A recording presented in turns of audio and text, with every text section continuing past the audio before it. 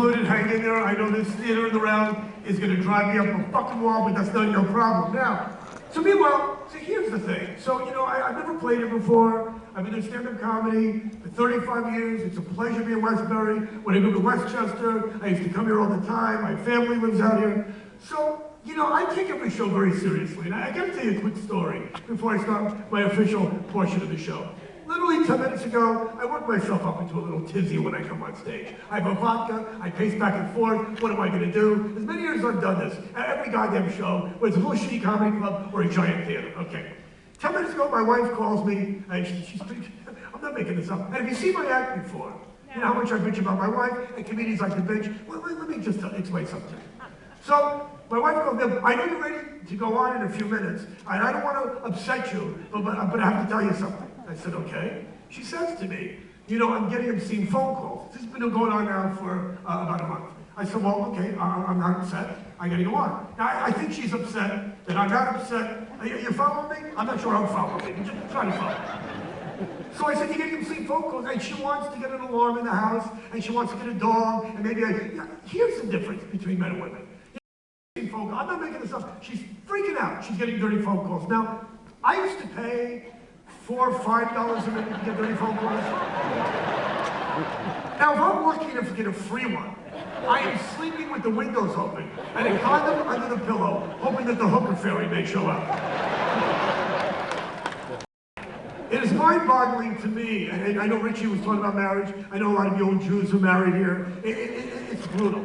For those of you kids that aren't married, it's brutal. It's a job. It's a goddamn job. You know, you've heard that before, but you know, you don't hear it until after you're married. Every married guy hears this after you're married. Oh, we have to work on our marriage. You know, women watch Dr. Phil, we go to marriage counselors, or Gospel Magazine. We have to work on our marriage. Well, you know, why didn't you tell me that before I took the fucking job? I didn't know it was a job. And to be honest with you, as much as I love my wife, this is the shittiest job ever. There's no paycheck. The more time I put in, the less benefits I seem to get. There's no vacation. And God forbid you look at other women. I'm not talking about cheating. I'm talking about looking. Yeah, look at that. I am thinking about a second job. I am trying to keep this goddamn family together and get no appreciation whatsoever. So meanwhile, I came in like 3 days ago, you know, like I said, I used to live out here, and you know, it's just such a bitch. I came in, I went to the city to do some radio and television, and just coming out here, you know, the LIE with Amtrak, everything's derailed, switch fucking trains in Jamaica. You know, it's not just flying now. Now it's the trains and the threat of, you know, of terrorism, and there's all these cops, and you know, it doesn't get any easier. You know, flying in from LA to JFK, I'm at LAX, and there's an elderly Asian couple in front of me. They're really old. It's like Richie was talking about, you know, walking like this. And I don't know, Japanese, or maybe they were just tired, but they looked Asian. I don't know why. We seem Asian. So this old Asian woman doesn't know the drill, which I don't have to bore you with the details. I think you all know. The shoes come off, the jacket comes off, you know, liquids, the computer on the case, the cell phone. Okay, you got it. This old lady doesn't know. And they go through her bag, and they take away her shampoo or whatever the hell she has. Meanwhile, these two big-nosed Arab fucks, and I mean that in the nicest way. I know we probably have a lot of Muslim people here tonight, but a lot of black people in us. One black guy in the back. Okay, some teeth. Okay, anyway. That's Don Rickles' joke from 57. Anyway, can I start my show? You need to focus. Okay. So, this old Asian woman, you know, meanwhile, I have a bottle of water in my bag, and I forgot the water was in my bag, because I went to the gym the day before, they took that away. My point is, it's just mind-boggling to me that when you fly, and you go through security, you can't have, you know, shampoo, you can't have conditioner, shaving cream, toothpaste, or deodorant. Every fucking thing that terrorists don't use, we can't have. I don't know, maybe it's just me. I'm not sure. But anyway, these two Arab guys go through. And by the way, you know, it's so funny now, you really can't make fun of Muslims. People are afraid of Muslims. And I'll be the first one to tell you, I'm not saying that all Arab people are bad people. You can't judge a book by 800 million bad apples.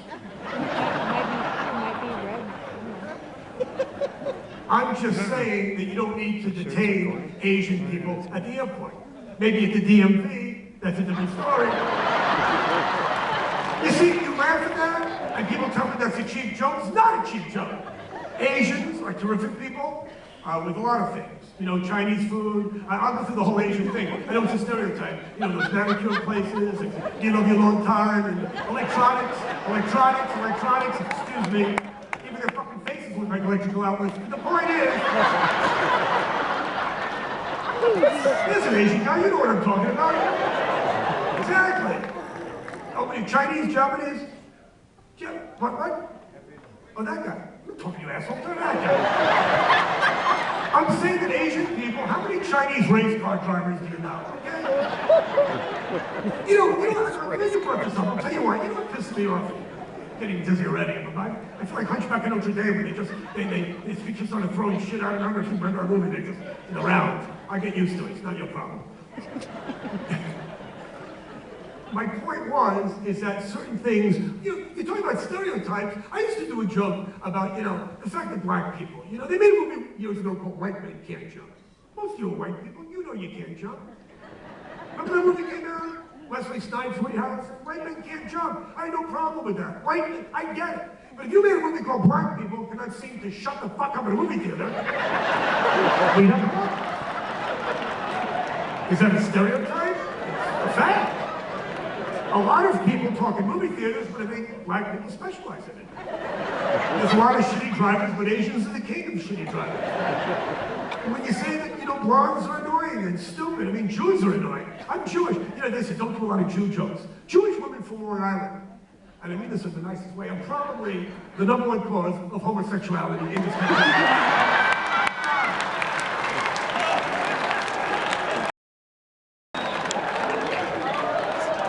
I can't believe, oh my God, yeah! Let me give you a perfect example. Fran Drescher, the nanny. You know the nanny? How hot is the nanny? She shows a big fat Jew jacked up. Hi, how are you? Hey.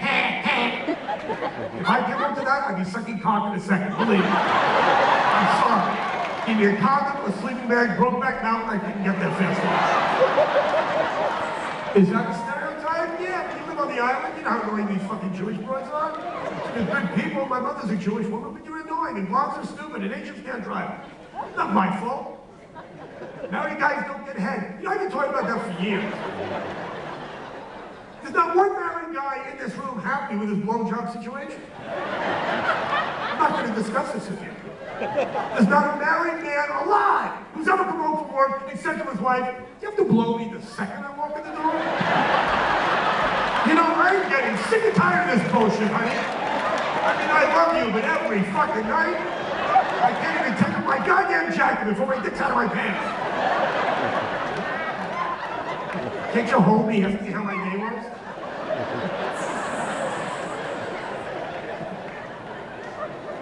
You know, I did this Showtime special last year, which they're playing it now, and Showtime got a lot of nice comments about it, but they got a lot of complaints, and it's really funny, and it's, if I don't mind saying so myself, if you're not a married woman, or a Jewish woman, or Asian, or Muslim, or black, or Hispanic, or gay, I think you're right. If you saw the Showtime special, it was really kind of weird, because what happened was, I was talking to these two guys in the front row, which is very difficult to do tonight, because when you do that, then they're gone, and then there's another person. Which I think I got ADD, or I'm just getting old. Which, by the way, getting old, I don't know where that old guy was that Richie was pointing out. Remember when he started the show, and he said, "What do you think, we're on TV?" Was that you? Where was this guy? So fucking dizzy here. Crazy. Who's this guy? Okay. Stay right there. See, if I stay here, things don't move. I get it now. I get how this works. Okay. This is kind of cool. All right. So this guy, right, how old, you married? No, you're not married. And how old are you? 53. Have you ever been married? You have been married. It sucked, right? And now you just dated. Okay. What? What the hell was that?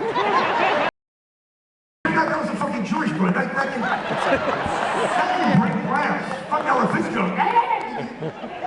What are you, a good witch or a bad witch? What was that? That was a Long Island Jew. That was the mating call of the Long Island Jewish club. It's fucking frightening.